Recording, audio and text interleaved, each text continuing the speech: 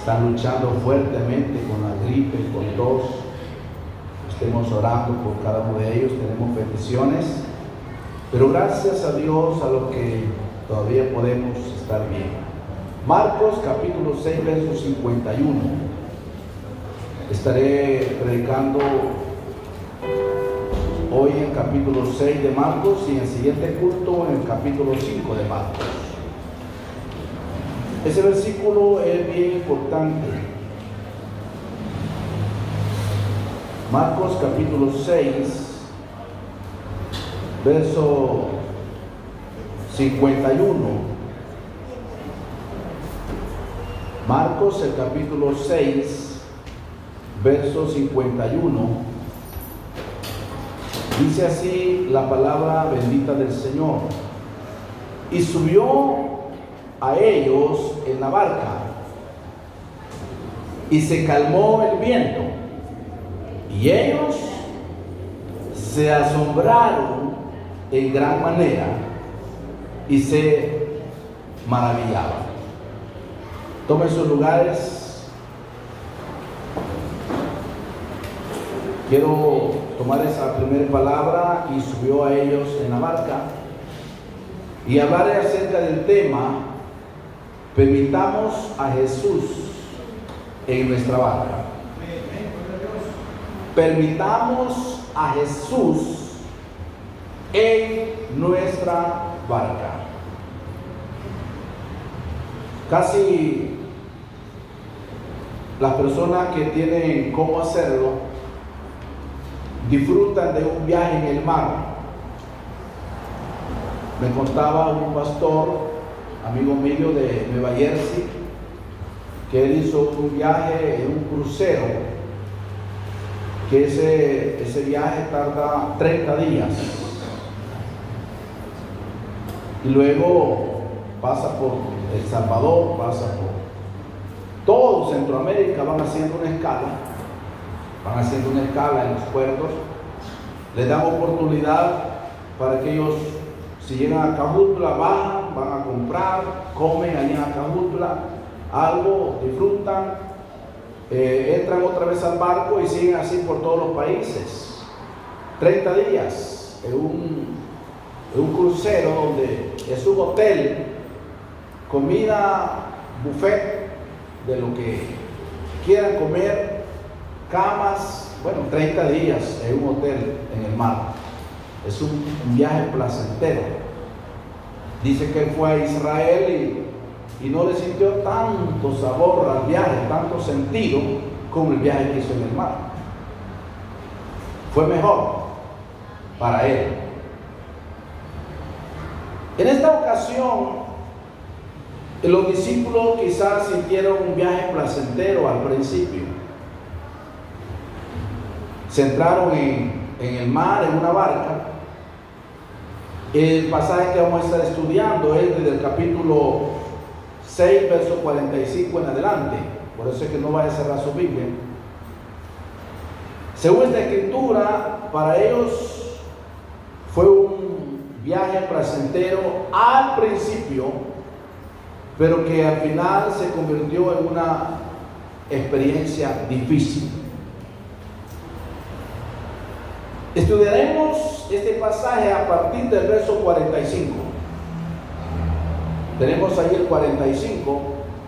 Enseguida hizo a sus discípulos entrar en la barca e ir delante de él a Bethsaida, en la otra ribera, entre tanto que él despedía a la multitud. Dice, les hizo ir delante de él. Eso es importante, porque hermanos,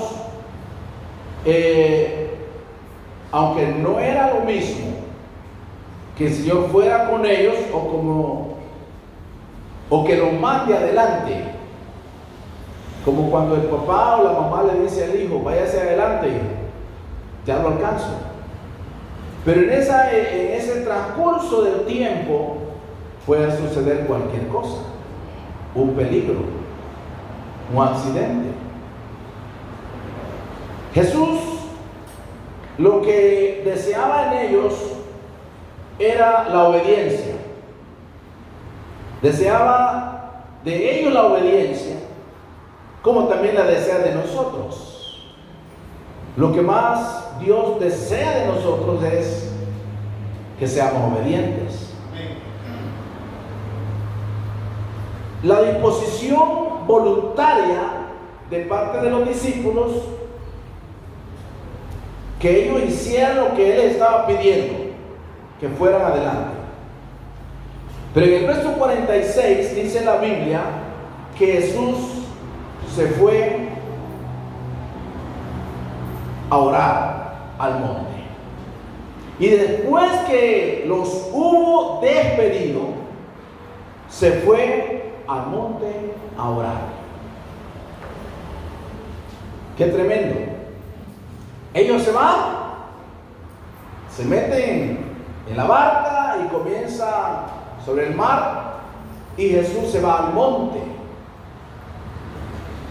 Una cosa importante es que había tantas cosas que Jesús siempre, antes de tomar una decisión, siempre oraba.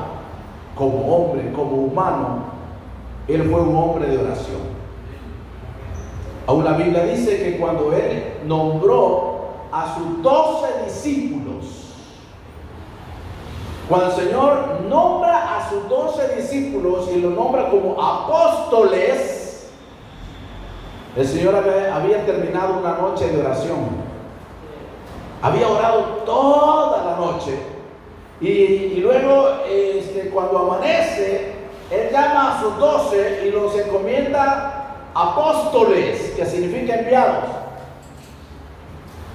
Y note, hermano, que aún habiendo orado toda la noche y escoge a 12 hombres, uno le salió difícil. ¿Cómo se llamaba? Judas. Wow. Habiendo orado y entre 12 sale uno, hermanos, que no salió muy bien. Lo que yo encuentro es que si Jesús sentía la necesidad de orar, ¿cuánto más nosotros? Quizás nuestra carne esté indispuesta muchas veces, cansada físicamente.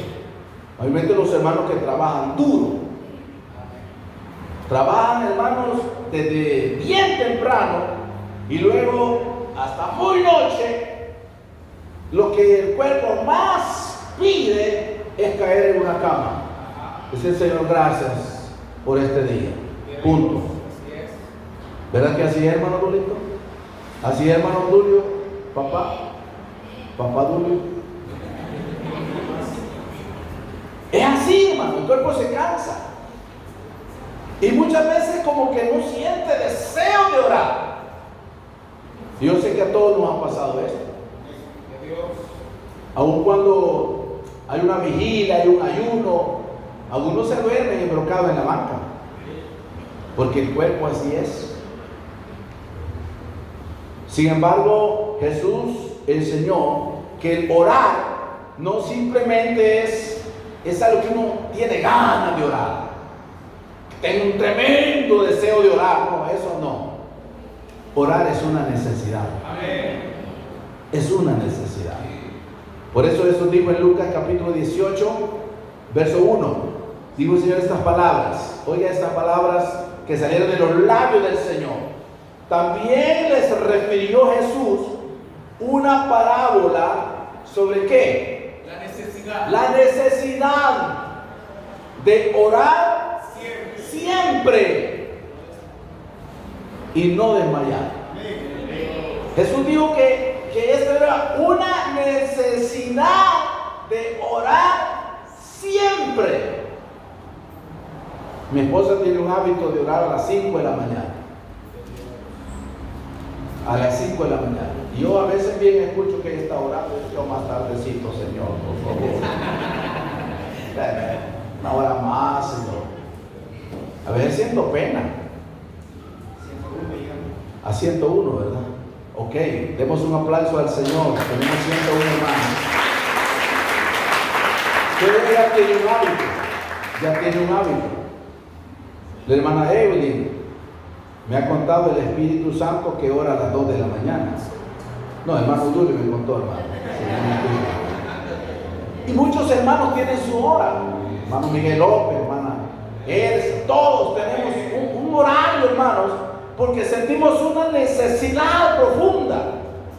Hay tantas presiones en la vida, hay tantas cosas que suceden, enfermedades, problemas económicos, problemas matrimoniales, problemas con los hijos. Entonces el orar es una necesidad, y si Jesús manda a sus discípulos y Él se va a orar, es porque Él tenía una necesidad de lo que iba a suceder. La tercera parte es en el verso 47. Dice el 47: y al venir la noche, la barca estaba en medio del mar y él solo en tierra. Aquí había otro problema. Como lo mandó adelante, él llega al centro del mar y el Señor se queda en la tierra. Al venir la noche, así comienza el texto.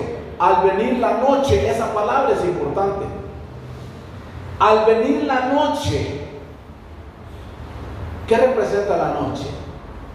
La noche representa muchas cosas. La noche trae oscuridad. No hay noche que sea clara. La noche trae oscuridad. La noche, hermanos, trae temor.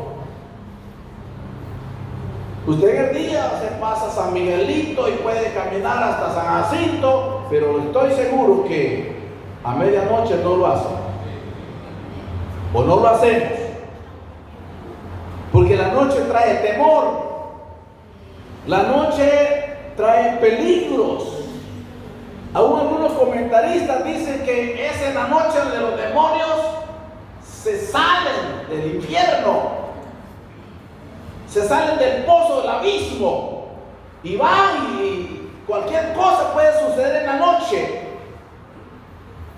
La noche trae cansancio, trae hermanos, sueño profundo. Usted comienza a sentir, puede estar viendo quizás una película o quizás leyendo la Biblia, de repente usted sabe que la noche llegó y trae sueño.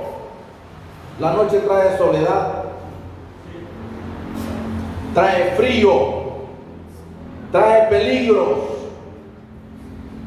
Es tremendo en la noche, hermanos. Recuerdo cuando fuimos a visitar al hermano Manaén allá por Sonsonate, hacia arriba, Santa Catarina, Mazaguac, con el hermano Freddy Echeverría, que desde esa vez no ha vuelto a venir. Salimos del culto y cuando yo llegué donde tenía el carro, allí estaba un muchacho cuidándome el carro. Y le dice el hermano Manaén, cuidado, el pastor vino a predicar. No hay problema, le digo, que se vaya. Porque ahí no podían ver carros así, algo desconocidos. Y cenamos, y cuando veníamos bajando, se vio un tremendo aguaje, una tremenda oscuridad. Eran las 9:30 de la noche. Sobre 30 kilómetros para Sonsonate, y 30 minutos estamos allá. Manejamos 45 minutos y no llegamos a Sonsonate. Y de repente vimos un pueblo que nunca lo habíamos pasado. No recuerdo cómo se llama ese pueblito. Y íbamos rumbo a Guachapán. Perdidos en la noche, dice el pastor, pregunte. ¿Y a quién le pregunto si es de noche? Me dice, hay que poner el cuello sin señal. Es tremendo, hermanos. Sin señal. Nadie quiere preguntar. Hasta que al fin encontramos un grupo de personas, como 4 hombres, que estaban, miren, celebrando, tomando. Y en ese tiempo preguntarle a alguien era un peligro. Pero gracias a Dios eran borrachitos, pero no eran malos. Y yo dice, no, pastor, aquí van para otro lado, me dijo. Aquí han dejado la calle y van al contrario. Porque en la noche, hermano, siempre es un peligro. La noche hay soledad, la noche hay sueño. Muchas veces, hermanos, nos encontramos como los discípulos en el mar, porque ellos estaban, dice, y al venir la noche, la barca estaba en medio del mar y él solo en tierra. Muchas veces nos encontramos como en medio del mar, donde hay decisiones que tomar y no sabemos cómo tomarlas. Hay problemas que resolver y no sabemos cómo podemos resolverlas. Hay inquietudes que cuestionar. Al venir la noche significa que se encontraba, hermanos, cuando dice al venir la noche, significa que la noche estaba para comenzar. ¿Y a qué hora comienza la noche? Según la Biblia hay 4 vigilias. Y la primera vigilia comienza a las 6. Cuando uno dice vamos a hacer una vigilia y le vamos a dar toda la noche, esa no es una vigilia, son 4 vigilias. Mejor nos dijeran vamos a hacer 4 vigilias, pero una noche son 3 horas. Entonces esto quiere decir que al venir la noche, posiblemente entre las 6 y las 9 de la noche, cuando ellos ya estaban en el centro del mar. Y aquí hay otro problema. El verso 48 dice, y este lo vamos a estudiar mejor. Y dice, y viéndoles remar con gran fatiga, porque el viento les era contrario, cerca de la 4ª vigilia de la noche, vino a ellos andando sobre el mar y quería adelantárseles.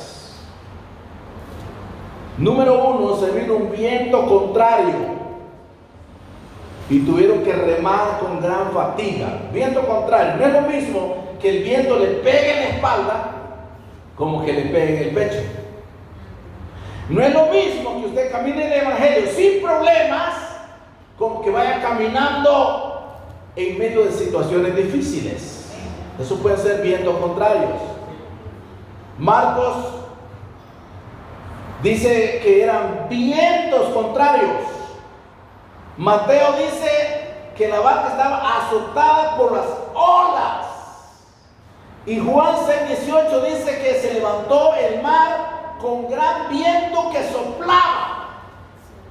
De todas maneras, en los 3 escritores, ya sea que Marcos dice que eran vientos contrarios, Mateo dice que era una azotada por las olas la barca, 14:24, y Juan dice que se levantó el mar, un gran viento que soplaba. La situación era difícil. Vientos contrarios. Todo esto significa que tuvieron que hacer un esfuerzo extra. Seguían remando aún en medio del cansancio. Muchas veces, hermanos, como hijos de Dios, tenemos que hacer un sacrificio extra. En medio de una situación difícil, hay que esforzarnos un poco más. El hermano Raúl me decía y me puso un audio que el viernes quiso llegar aquí. Salió a las 5 de la tarde de la Guayacán, llegaron hasta el zoológico y casi regresó a las 8 de la noche a su casa sin culto. Muchos hermanos de ahí, desde vi los planes, lucharon para llegar. Hermana Evelyn dice que casi se regresaban, el culto estaba aquí, nosotros deseando que vinieran, pero no podían. Son situaciones difíciles que, hermanos, se pasan en la vida. Viento contrario significa que quizás lo van a criticar, lo van a... Es que no es lo mismo que le diga que le felicito que usted está yendo a la iglesia, como le diga, haraganes a ver mi iglesia pasa. No es lo mismo. Le felicito porque usted sirve al Señor. O que le digan, ¿para qué va a la iglesia si usted ni en cuenta lo toma? Son vientos, hermanos, que pueden desanimar, que usted tiene que luchar por ellos o con ellos. Usted tiene que hacer un doble esfuerzo, orar más, quizás ayudar más, quizás, hermano, tiene que sobreponerse porque usted quiere salir adelante. Es que el evangelio es lindo, pero suceden cosas que no son tan lindas, que a usted le van a afectar. Viento contrario puede ser o ser representado por situaciones difíciles en nuestra vida. Yo pregunto, ¿quién no ha pasado alguna situación difícil en su vida? Todos. Todos. Pero aquí estamos. Aquí estamos con la bandera en alto. Aquí estamos trabajando y sirviendo al Señor. Pero hay una palabra en ese 48, dice, porque vino el Señor a esa hora. La pregunta es, dice que a la cuarta vigilia de la noche habían llegado al centro del mar. Jesús se había quedado en tierra, él solo. Desde el principio de la noche, de las 6 de la tarde, y se presenta a la cuarta vigilia. Wow. La cuarta vigilia es de 3 a 6 de la mañana. Quiere decir que desde que entró la noche habían luchado. La pregunta es, ¿por qué vino el Señor hasta la cuarta vigilia? ¿Por qué no vino a la segunda? ¿Por qué vino hasta la cuarta vigilia? Aleluya. No vino a la cuarta o a la segunda, sino a la cuarta. Porque es posible, hermanos, que ellos estaban en el momento más difícil de su vida. Esto nos enseña dos cosas. Número uno, Jesús se hace presente en los momentos más difíciles de nuestra vida. El Señor se manifiesta en medio del gozo, en medio de la alabanza, en medio de la adoración. El Señor se manifiesta. Pero no solamente en eso, podemos contemplar la gloria de Dios en los momentos más difíciles de nuestra vida. Los discípulos estaban en la hora más cansada, a la hora del frío, a la hora del sueño, a la hora de oscuridad. Estaban en el momento más difícil, estaban cansados, remando con fatiga, dice la palabra. Y en la cuarta vigilia, cuando ya no podían más, el Señor se hace presente. Porque hay situaciones que usted dice, Señor, yo siento que ya no puedo, Señor. Siento que estoy en el momento más difícil de mi vida. Señor, tú me has ayudado, me has dado fuerza para este momento, pero siento que ya no puedo más. Pues en ese momento el Señor se va a hacer presente en su vida para decirle, no temas porque yo estoy contigo. También nos enseña que la visita del Señor nunca es demasiado tarde. No importa, hermanos, a qué hora el Señor llegue. La visita del Señor siempre será oportuna. A veces pensamos, como dijo Marta, Señor, si tú hubieras estado aquí, mi hermano no habría muerto. ¿Y para qué? Y Jesús le dice, tu hermano va a resucitar. Ah, sí, Señor, yo sé que va a resucitar en el día de la resurrección. ¿Quién no lo sabe? Mire qué tremenda era Marta. Y Jesús tiene que decirle, yo soy la resurrección, yo soy la vida. Y el que cree en mí, aunque esté muerto, vivirá. Es que el Señor nunca, la visita del Señor nunca es inoportuna. Él siempre llega a tiempo, hermanos. Otro punto importante que encontramos en el verso 48, que vino a ellos andando, diga andando, sobre el mar. El mar estaba agitado por los vientos, pero Jesús llega a ellos andando. Él no llegó nadando, Él no llegó así, que estaba ahogando. No llegó así, él llegó andando, tranquilo. El viento estaba recio, las olas estaban elevadas, la barca ya casi daba vuelta y el Señor llegó andando. Nos enseña que no hay dificultad que pueda impedir que Jesús llegue a nosotros cuando estamos pasando los momentos difíciles. No hay situación que pueda impedir que el Señor se haga presente. No hay. 48 sigue diciendo que Jesús quería adelantárseles. Ese versículo tiene varias cosas. El Señor quiso adelantárseles. Por eso dice, y quería adelantárseles. La versión Nuevo Mundo de los Testigos de Jehová, que citaba el hermano Mario Stanley el miércoles, dice, pensaba pasárseles de largo.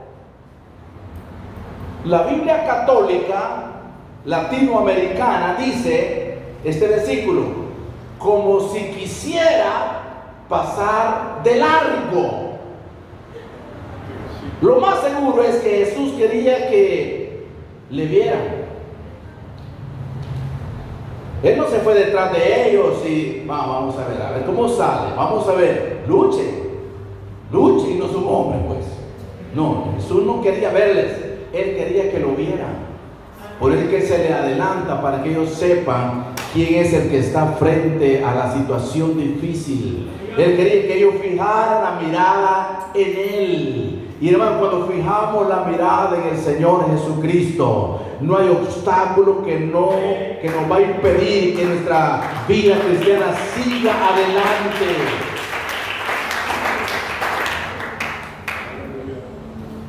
No hay obstáculo, pero hay que mirar al Señor. Versos 49 y 50, estoy terminando. Dice así la palabra.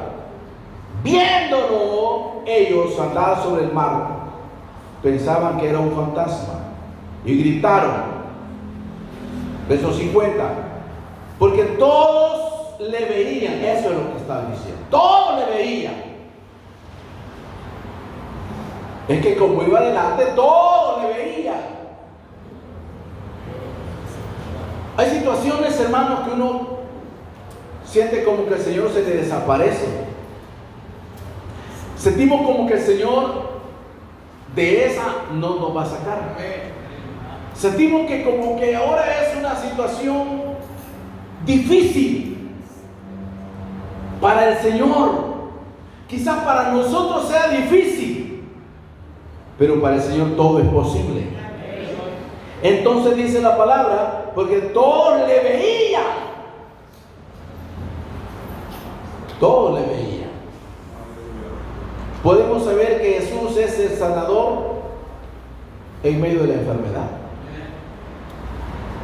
¿Cómo podemos decir, Jesús sana, si usted nunca ha estado enfermo? Pero cuando usted ha pasado por una situación difícil de su salud, hay enfermedades que son comunes, que esas no llegan a todos y seguido, la gripe, la tos, preocupan, son incómodas, hermano. Son incómodas, pero hay otras enfermedades, hermano, que solo la persona que las está sufriendo sabe lo difícil que es. Pero ¿cómo podemos mirar al Señor en medio de esa situación? Lo vemos como el sanador, como el que sana toda enfermedad, como el que para Él no hay nada imposible. ¿Cómo podemos ver al Señor en medio del peligro? Como protector. Ya hemos escuchado aquí testimonios de hermanos que estuvieron en peligro y el Señor les protegió. Entonces puede decir, el Señor es mi protector. ¿Cómo podemos conocer al Señor en medio de la pobreza? Como proveedor. Dios, usted siente, hermano, que pasa una situación difícil en su vida económicamente, que no sabe cómo va a salir. Pero ahora pueden testificar: yo conozco al Señor como mi proveedor, como mi protector, como mi sanador. ¿Cómo es que usted puede conocer al Señor como el Todopoderoso? Que para Él no hay nada difícil. En el verso 51, estoy terminando, dice: y subió a ellos en la barca. Wow. Desde las 6 de la tarde, solos. Las 10 de la noche, solos. Las 12 de la noche, solos. A las 2 de la mañana, solos. Y a la cuarta vigilia aparece el Señor. Y ahora dice: y subió a ellos en la barca. Wow, qué tranquilidad, ¿verdad? Subió a ellos en la barca. ¿Y qué sucedió? El viento se calmó. Porque cuando Jesús está con nosotros, no importa cuál sea el viento que estemos enfrentando,